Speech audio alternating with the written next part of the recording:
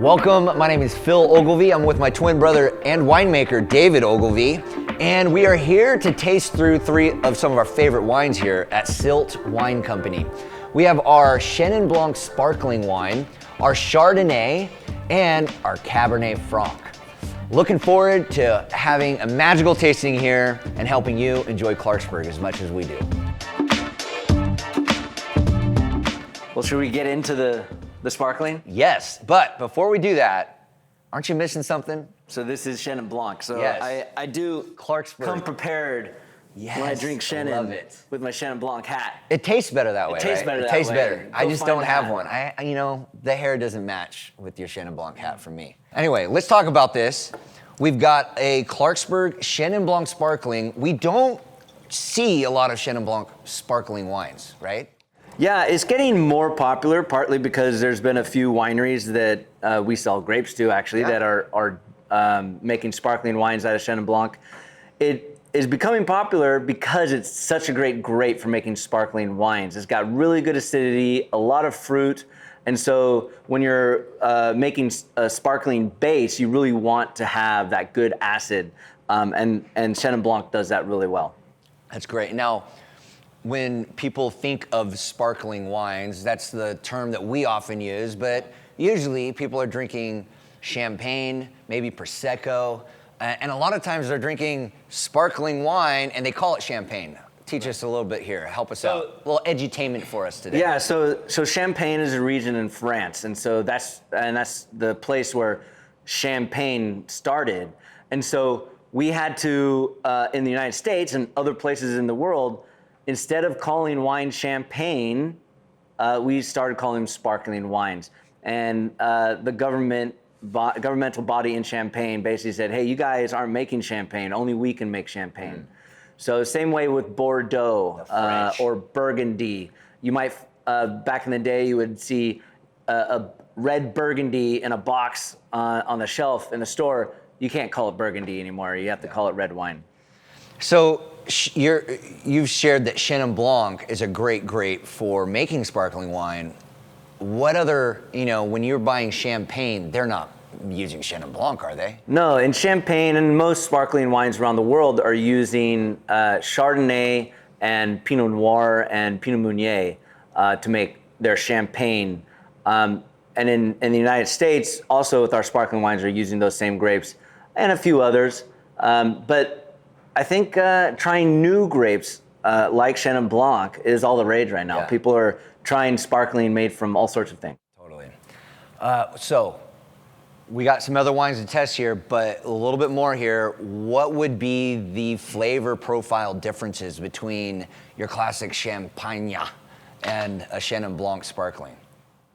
Good question. So in Champagne, a really good champagne that I've had in the past always seems to have this bready, yeasty, and then when it ages, it gets this kind of Marmite kind of character, this kind of meaty character.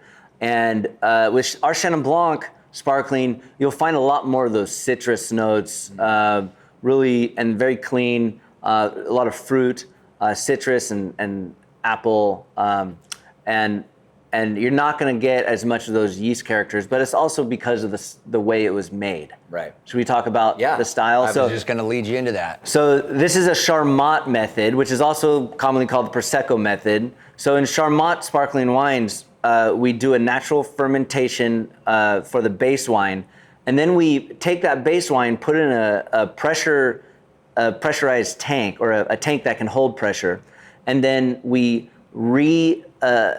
add yeast to that so that it can re-ferment with a little bit of grape concentrate to actually add the sugar source, so that you're re-fermenting in tank. In the Champagne method, which we do have a method traditional, sparkling as well, but in the Champagne method, you're doing that re-fermentation in the bottle. And so with this method, like in Prosecco, they do it in tank, and it's an all-natural method. You're not just carbonating it forcefully. So, and then you bottle it under pressure, so you keep the carbonation. Sounds like we need to do another series, a tasting flight someday in a video of all the sparklings we have at Silt Wine Company. That could be fun. So this was from fruit here, right here, on our estate at we call it the Utter Ranch. My great grandfather bought this ranch from a dairyman named John Utter. And so we call it the Utter Ranch, and it's right here, right on site here. You want to share anything about that block? Block 44? Yeah, it's block 44. We call it the Cornerstone Block, and it's the first Chenin Blanc block that actually I don't think it's the first one Grandpa planted, but it's the oldest block we have. It's still furrow irrigated, and I think that really helps the vine with its deep roots and roots that are really spread out, being furrow irrigated. It allows the vine to really deal with heat stress and cold stress better. We only irrigate it twice a season before we harvest, and then once after we harvest. So it's just really concentrated fruit. It's one of my favorite Chenin Blanc blocks in all of the Delta. And to finish, we renamed it the Cornerstone Block because my brother, the winemaker, made a wine from that block, our 2021 Chenin Blanc vintage, and he made a wine out of that vintage, and so did another winery that we love and sell fruit to. They made a wine out of that 2021 vintage, and both of them won very prestigious awards.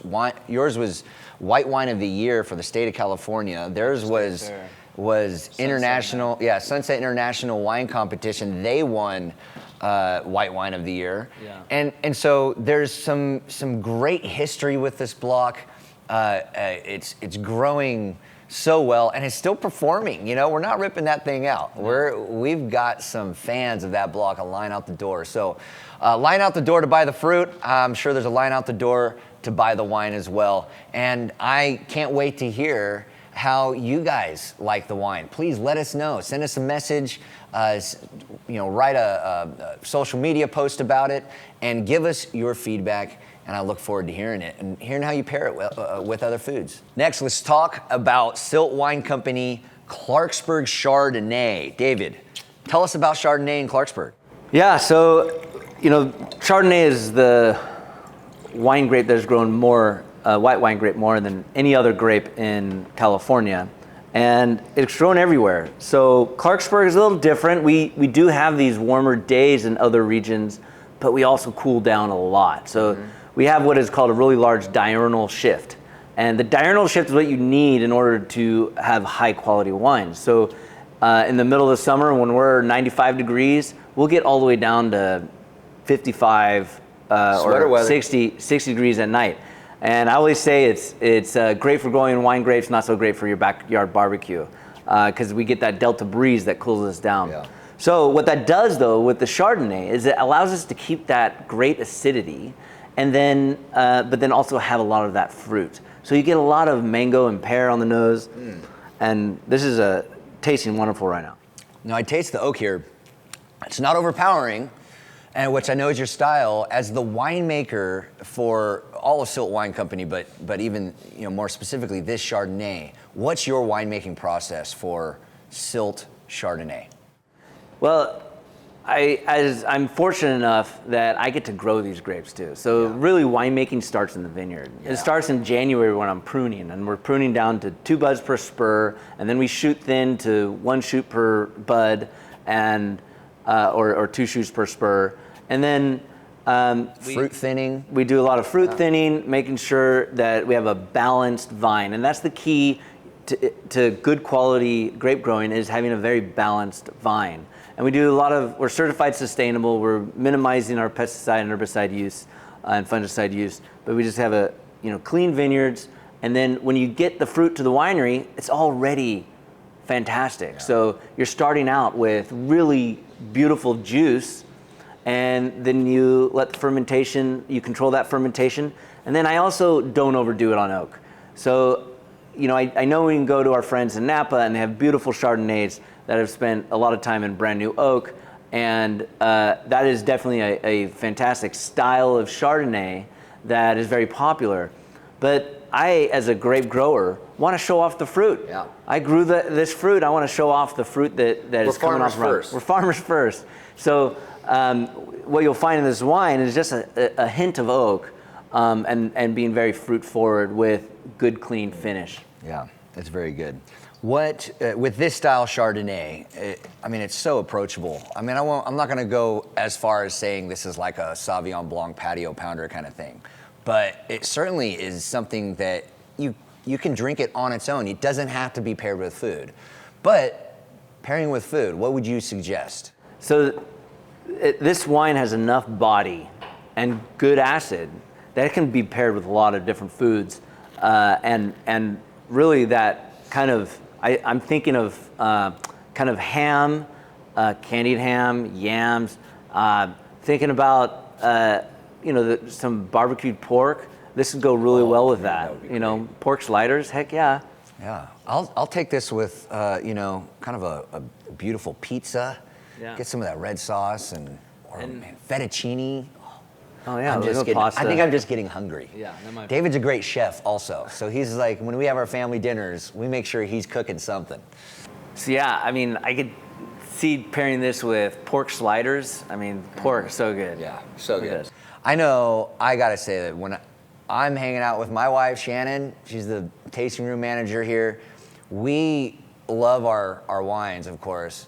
We drink all the Silt wines, but man, she's drinking our Silt Chardonnay all the time. We hang out in Tahoe. She's having this on the beach. It's her favorite. But it's her favorite. She loves it. And so I hope it's your favorite too. And I hope you enjoy pairing this wine with your favorite foods. Let us know what you're pairing our Chardonnay with. We'd love to hear from you. Excellent. Let's talk about the Silt Wine Company Cabernet Franc. This is a fun one. I love it. I love it. One of my favorites. This is definitely a crowd pleaser. Since we started making Cabernet Franc, it's just really been one of the favorites in the tasting room. So this came from Tom Merwin's vineyard, our other business partner, and Tom just has this, when we started this business, he just had his vision of Cab Franc in Clarksburg. So as we have said, Chenin Blanc is the main white wine coming out of Clarksburg. Clarksburg is known for Chenin Blanc. Well, in France, where Chenin Blanc is grown, in Vouvray, the other red that they grow is Cabernet Franc. So this Cab Franc just is going to become a Delta staple, I'm sure of it. I know I've been out wine tasting and sharing our wines with different restaurants, and this Cabernet Franc, recently I was up in a restaurant in Tahoe that they wanted to bring our wines in. They just gushed over it. They thought this Cabernet Franc was absolutely amazing, and it's on their wine list by the glass now. Right on. So Cabernet Franc is one of those varieties that builds up a lot of pyrazine. So pyrazine, what is that? Pyrazine is something in the skins that really make a wine taste like bell pepper and jalapeno. And when we have those varieties, and Merlot is the same way, we do a lot of leaf pulling in the vineyard. You want to get a lot of sunlight onto those berries, and that's what breaks down the pyrazines. So we do that with this Cab Franc, and then what you're left with is this intense raspberry rhubarb character. I always say it's kind of like a dusty raspberry. Yeah, there's earthiness to it. There's an earthiness to it, but then that fruit back. I love the complexity of Cabernet Franc. It's my favorite of the Cabernets. Well, yeah, I mean, it's become a crowd favorite for sure. It seems like the younger generation, too, is picking up on the Cabernet Franc quite a bit. Totally. I mean, Cabernet Sauvignon, from our friends in Napa, they made Cabernet Sauvignon famous in California. But that was, honestly, let's say it, that was 2 generations ago. California is a region in the world of wine that can grow a lot of different varieties really well. And Cabernet Franc is definitely getting its time. Yeah, I love it. What would you say we should be thinking about pairing? You're the chef in the family here. Yeah. I want to know, what is your favorite food to pair this wine with? I really like Cabernet Franc with these like smoky meats off the grill. I'm a Weber user, charcoal, and then also lamb, those kind of things. I mean, this isn't a huge wine, a huge punch you in the face kind of wine. So it actually is quite versatile. It's got a lot of aromatics, a lot of flavor to it, the wine does, so it can pair with some bigger flavored meats, but it's definitely a wine well paired with meat dishes, and especially on the grill. Well, I'm loving it. I can't wait to hear about what you guys think of our Cabernet Franc. And let's just say it, this is a fun tasting. We've had fun with you. I hope you have had a great time. This is a tasting that you can share with friends. You can send this tasting to others. We have all the information on our website.